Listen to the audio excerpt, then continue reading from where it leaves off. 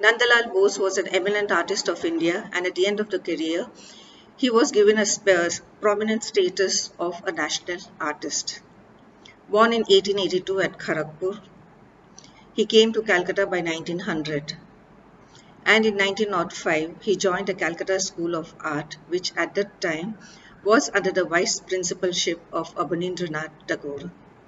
He soon became an important member of the inner core of group of students around Abanindranath Tagore, adopted his wash technique, and was painting in his style with subject matter derived from mythology and history. But very soon he realized that the intimate wash style of Abanindranath Tagore was suitable for his temperament. But for himself, this kind of a wash style did not suit, and he decided that he has to move on, and he did. By 1910, he had left the school and he was on his own. And there were many others who helped him in carving a path for himself. One was Ananda Kumar Swami, whom he had met, and he was very much influenced by his study of Indian tradition and the perceptions of it. In 1912, he met Count Okakura, an Orientalist philosopher, who advised him that he should always, in his art, carry his individuality, the representation of the environment as well as tradition. And this advice became a very important precept for Nandalal, and he used it not only in his career as an artist but also as a pedagogue. Nandalal Bose was an innovative pedagogue, and he had many pioneering ideas about art and education within the social context at large. And in this respect, he was influenced by Rabindranath Tagore and by Mahatma Gandhi. While Rabindranath Tagore's focus was on cultural resurgence, Gandhiji's focus was on economic and political independence.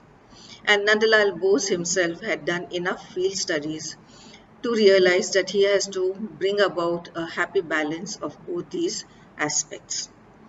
An important aspect of Nandalal Bose's art was that his modernity was premised precisely on engaging with his environment.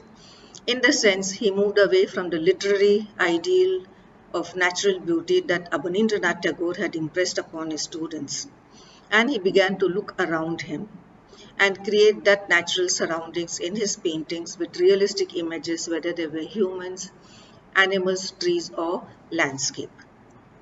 And this was a very important aspect that Rabindranath Tagore had impressed upon him. Because Tagore, being involved in the Swadeshi movement, he was now looking at a larger picture of giving a new direction to art by engaging with the environment, and he felt that this could only be done through education. In 1901, Rabindranath Tagore had established an art school at Shantiniketan, which he wanted it on the model of ancient schools of Tapovans, or where it was held in the forest amidst natural surroundings and under the open sky. But of course, Shantiniketan does not define this kind of a concept. But that was the idea he had in mind, that to be within the natural surroundings. Nandalal Bose, nevertheless, by 1914, had already started helping out at the art school. And here he was impressed by many of the ideas of Tagore, especially his idea of bringing in the environment and doing away with history and literary themes. So in this environment, Nandalal gained much experience, and in 1919, when Tagore decided to establish the Kala Bhavan, he roped in Nandalal Bose and invited him to take over the running of the Kala Bhavan. Tagore felt that among all of Abanindranath's students, Nandalal was most responsive to his ideas, and he was very resourceful. When he took over the Kala Bhavan, Nandalal did not find any difficulty in carrying out the ideas of Rabindranath Tagore, who had already created enough demands on the institution as well as on the faculty, which was quite novel at that time. And he was now in a position to carry forth the ideas. So when we see the development of Nandalal Bose's artistic style, it was very closely allied to the ideas and thinking of Rabindranath Tagore, particularly of the environment. So Nandalal's style stood at the crossroads of the old and the new.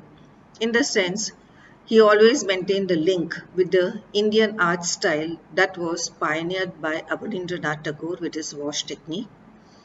And from this, he digressed to bring in a greater spontaneity and vigor, as well as boldness and color in his work. And this was the very premise on which Nandalal's modernity was founded. In addition to this, he also brought in the popular culture. Popular culture in the sense he brought in the Patua tradition, its style and its visual language, and in a sense enhanced the visual ingredients of modernity in India. He also felt that anything which was Western, or anything which had resonances of Western art should be done away with, and one should look at the potential of Indian tradition in its pictorial style and visualization. So we find in Nandalal's works there is an influence of Ajanta and bark caves, Chinese brush and ink drawing, Japanese woodcuts, Hindu sculpture, and most importantly, the folk idiom of the Patuas, which he brought into his works and assimilated it in a very personal and in a very individualized way. So, we find that Nandalal during the 20s was very busy setting up the Kala Bhavan and introducing a pedagogy that would just not be a formal school for the instruction in obtaining skills, but as a matter of fact, he wanted the institution to become broad-based enough to be creative enough to evolve another movement from there itself. An important aspect of uh, Nandalal's pedagogy was that he connected the classic tradition of India to the artist, and he connected the artist to the craftsman.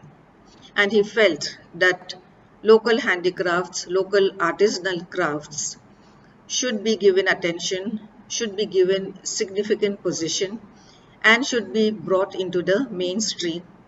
And this could be done by the students if they engaged with these craftsmen, contemporized their products, their forms, their design, then they would be able to generate a whole fund of new ideas which they can apply in their works. And this is what exactly happened at Shantiniketan under Nandalal Bose, where he roped in students to engage with the local artisans, local potters, carpenters, etc., and work with them. So this was a very innovative idea which he brought into his pedagogy at Shantiniketan and which continued for a long time.